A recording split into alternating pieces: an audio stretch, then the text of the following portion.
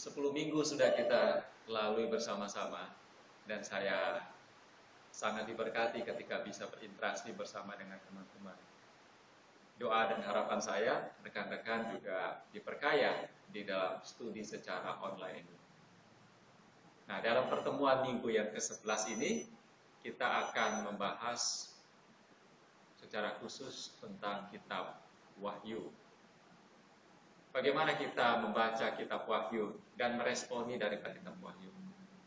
Paling tidak, rekan-rekan harus melihat bahwa kitab Wahyu adalah kitab terakhir dalam kanon Perjanjian Baru. Yang kedua, kita harus melihat bahwa kitab Wahyu tersebut adalah sebuah kitab yang diletakkan dalam rentang waktu atau dalam kronologis yang berhubungan dengan Perjanjian Lama. Ya, bisa kita memisahkan kitab Wahyu menjadi kitab yang sangat berbeda dibandingkan dengan kitab-kitab lain. Jadi secara kronologis ada muatan sejarah historis dari Perjanjian Lama memasuki Perjanjian Baru. Dan yang ketiga, kita harus melihat secara spesifik bahwa kitab Wahyu adalah jenis kitab apokaliptik. Dari bahasa Yunani, apokalipto artinya penyingkapan. Sesuatu yang mungkin terselubung telah disingkapkan bagi kita yang percaya. Sekalipun pasti ada sesuatu yang masih menjadi misteri ilahi di mana kita tidak bisa atau mungkin sulit untuk memahami daripada isi kitab Wahyu tersebut.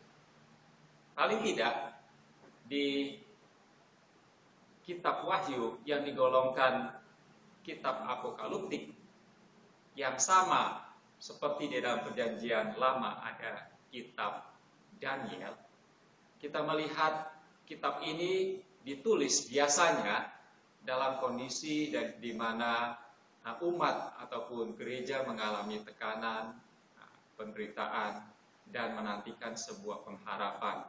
Secara khusus bukan bersifat fisikal, tapi pengharapan secara rohani atau spiritual.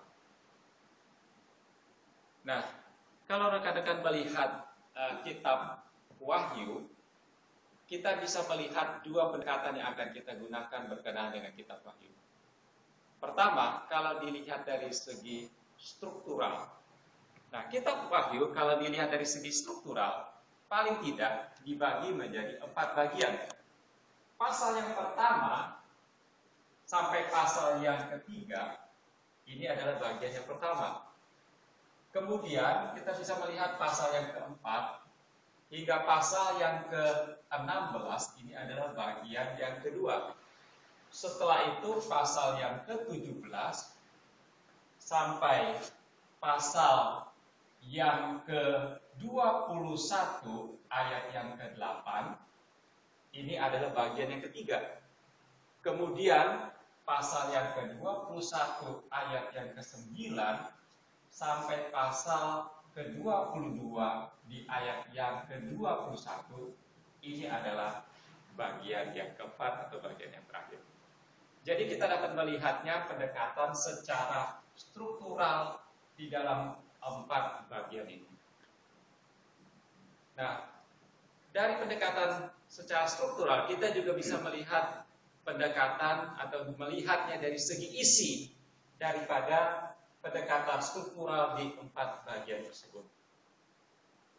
Nah, berkenaan dengan bagaimana melihat isi daripada kitab Wahyu, ada 4 pendekatan yang lazim digunakan oleh orang-orang yang ahli di dalam Perjanjian Baru secara khusus. Menafsirkan kitab Wahyu dari 4 sudut pandang yang berbeda. Orang yang pertama akan melihatnya atau yang biasa disebut sebagai pendekatan secara presteristis. Pendekatan secara presteristis melihat bahwa kejadian yang ada di dalam kitab Wahyu ini, baik di dalam Wahyu pasal yang pertama hingga pasal yang ke-22, ini adalah sebuah peristiwa historis yang sudah terjadi. Paling tidak di abad yang pertama, ini adalah catatan-catatan historis yang sudah selesai di abad pertama. Berkenaan dengan 7 gereja yang disebutkan atau 7 jemaat di Asia Kecil, ini yang di dalam pasal pertama hingga pasal yang ketiga di sini, ada sebuah catatan yang sudah terselesaikan berkenaan dengan raja-raja di dalam pemerintahan Romawi. Raja-raja yang disebutkan adalah raja-raja yang memerintah ya, di dalam pemerintahan Romawi. Dan bilangan yang disebutkan binatang itu, angka daripada bilangan tersebut adalah 666. Itu menunjuk kepada Kaisar Nero. Dari abjad Ibrani, Nero itu di total jumlah nama Nero adalah 666. Jadi itu adalah sesuatu yang sudah selesai di abad pertama paling tidak, menurut pendekatan atau penafsiran secara presteristis. Penafsiran atau pendekatan secara idealis menggunakan pendekatan yang berbeda. Maka setiap angka-angka, lambang-lambang atau simbol-simbol di sepanjang kitab Wahyu itu dilihat murni sebagai muatan rohani. Jadi tidak dapat ditafsirkan secara harfiah. Itu adalah pendekatan secara idealis. Yang ketiga, pendekatan secara historis melihat bahwa pasal yang pertama hingga pasal yang ketiga berkenaan dengan 7 jemaat di Asia, itu adalah 7 jemaat yang memang terjadi di abad pertama dan berlangsung.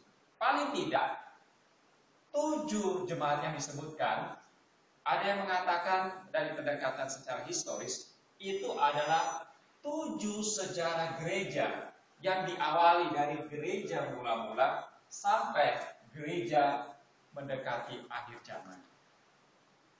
Jadi, pendekatan historis melihat bahwa kitab Wahyu pasal yang pertama hingga pasal yang ke-22 ayat yang terakhir ayat 21 murni adalah sebuah perkembangan gereja dengan kesulitan-kesulitan yang dialami hingga memuncak sampai gereja dimuliakan.